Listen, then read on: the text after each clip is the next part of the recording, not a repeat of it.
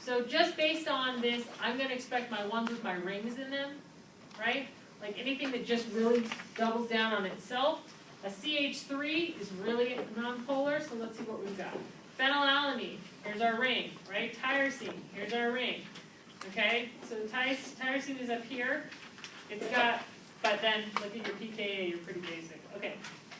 Okay, so phenylalanine, there's nothing there, right? You're just a ring onto yourself and CH2.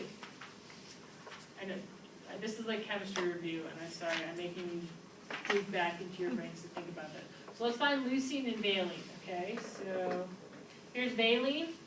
There's nothing there. You've got a methyl group and a methyl group and a carbon with a hydrogen on it. It's super non-polar. It's not going to interact.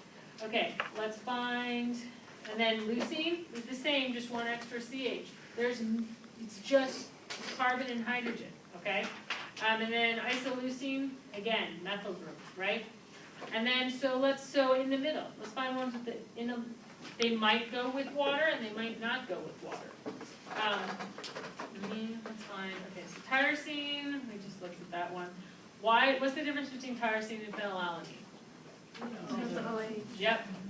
So this hydroxyl group can be really polar, right? But as soon as it comes up, the rest of this molecule doesn't interact as much, which is why it's considered intermediate instead of being supercharged. Okay?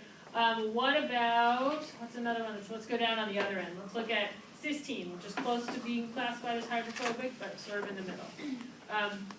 Okay, so there's our special one, our sulfur, right? Sulfur, where we create those disulfide bridges, sounding familiar, right?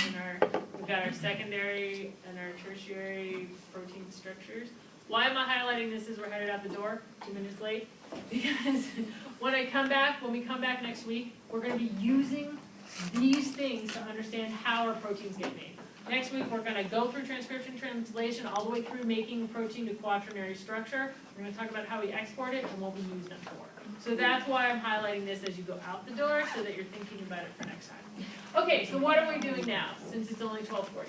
I'm going to take questions so you guys can work on whatever you want. I will bolt out of here between 12:55 and 1 because that'll give us our 20 minutes of break. I'll upload this stuff.